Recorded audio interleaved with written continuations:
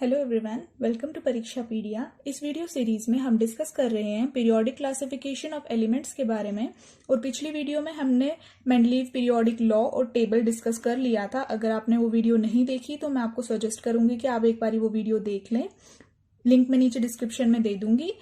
तो इस वीडियो में हम डिस्कस करने वाले हैं importance of Mendeleev's periodic table के बारे में और उनके टेबल की लिमिटेशंस के बारे में भी। तो चलिए शुरू करते हैं।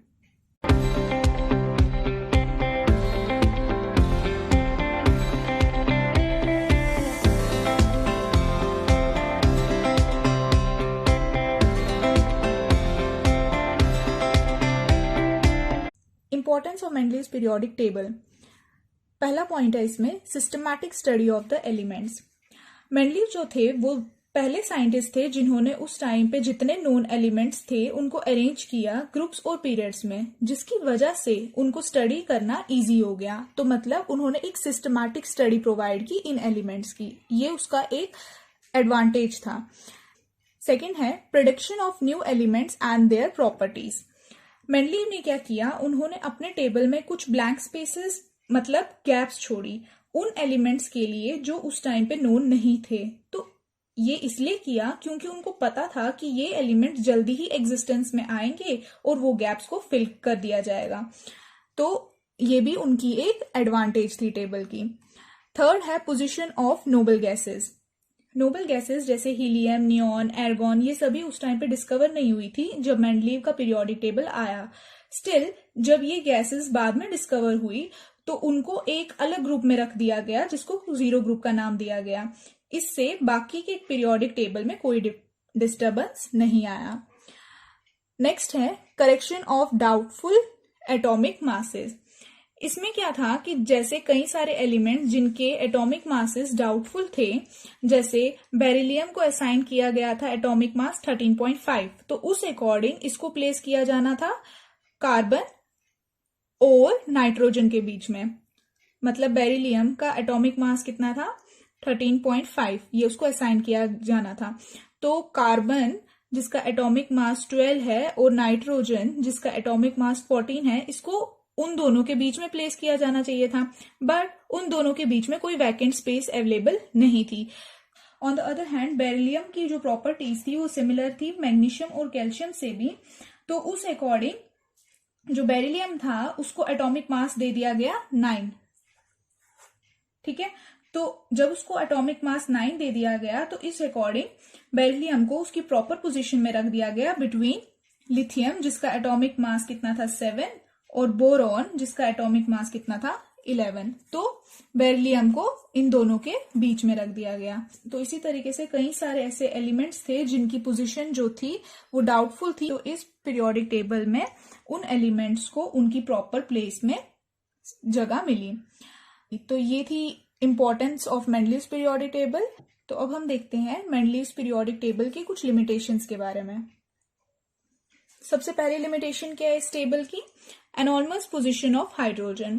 हाइड्रोजन जो है वो रिजेंबल करता है एल्कलाइन मेटल्स से, क्योंकि दोनों के आउटर मोस्ट शेल में कितने इलेक्ट्रॉन्स होते हैं 1। ठीक है, और हाइड्रोजन हैलोजन से भी रिजेंबल करता है क्योंकि दोनों ही डायटोमिक मॉलिक्यूल्स है। जैसे हाइड्रोजन का फॉर्मूला H2 है, फ्लोरीन, क्लोरीन, इन सभी में ये सभी के सभी क्या है डायटोमिक मॉलिक्यूल्स। तो हाइड्रोजन जो है वो दोनों से रिजेंबल करता है, एल्कलाइन मेटल से भी और साथ ही साथ में हैलोजन से भी। तो इसीलिए जो हाइड्रोजन की पोजीशन थी वो कुछ फिक्स नहीं थी इनके पीरियोडिक टेबल में। सेकेंड है पोजीशन ऑफ आइसोटोप्स। अब आइसोटोप्स जो थे मेंडलीव के पीरियोडिक टेबल के बनने के बाद एग्जिस्टेंस में आए। अब आइसोटोप्स क्या है, सेम एलिमेंट्स के एटम्स जिनकी केमिकल प्रॉपर्टी सेम होती है पर उनका एटॉमिक मास डिफरेंट है, उनको आइसोटोप्स बोलते हैं। जैसे हाइड्रोजन के 3 आइसोटोप्स हैं, कौन कौन से, प्रोटियम,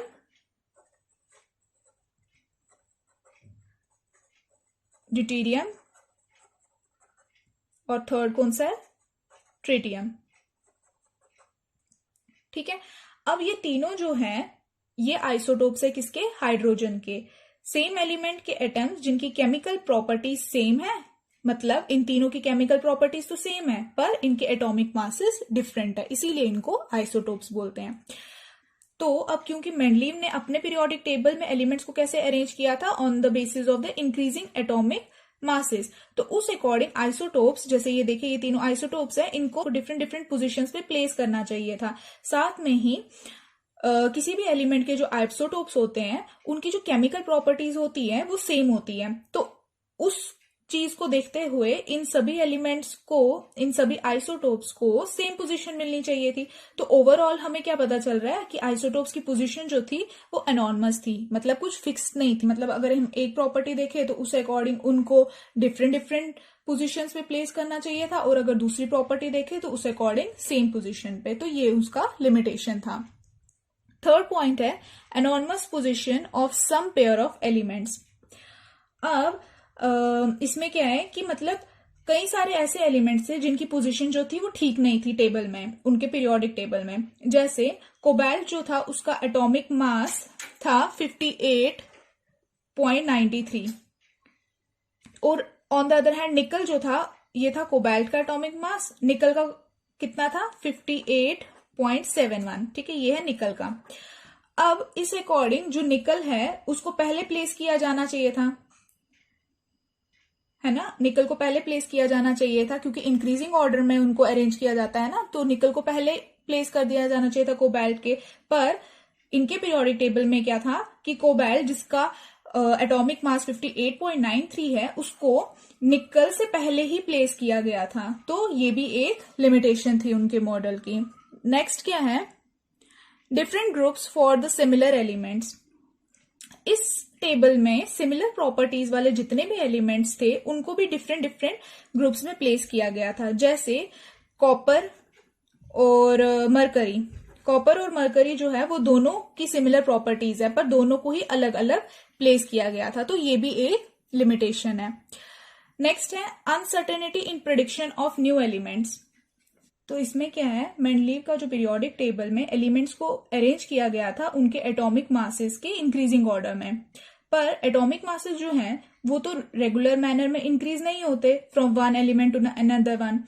तो ये प्रिडिक्ट करना कि कितने एलिमेंट्स हो सकते हैं दो नोन एलिमेंट्स के बीच में, वो बहुत मुश्किल था, है ना। मतलब दो एलिमेंट्स है, सपोज ए एलिमेंट ए है, बी दूसरा एलिमेंट है, तो इन दो एलिमेंट्स के बीच में कितने एलिमेंट्स और हो सकते हैं, इनको प्रिडिक्ट करना जो था वो मुश्किल था उनके पीरियोडिक टेबल के अकॉर्डिंग। तो ये भी इसका एक लिमिटेशन बना। तो ये मेंडलीव ने अपनी तरफ से पूरे एफर्ट्स देकर अपना टेबल जो है वो प्रिपेयर किया था। कई सारे पॉइंट्स जो थे वो बहुत अच्छे थे, पर कई सारी उसकी लिमिटेशंस भी थी, जिसकी वजह से हमारे पास नेक्स्ट टेबल जो आया, जो हम अभी भी यूज करते हैं, वो मॉडर्न पीरियोडिक टेबल है।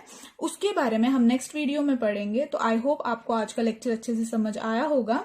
तो नेक्स्ट वीडियो में हम डिस्कस करेंगे मॉडर्न पीरियोडिक लॉ और उसके टेबल के बारे में। तो तब तक के लिए thank you and keep supporting.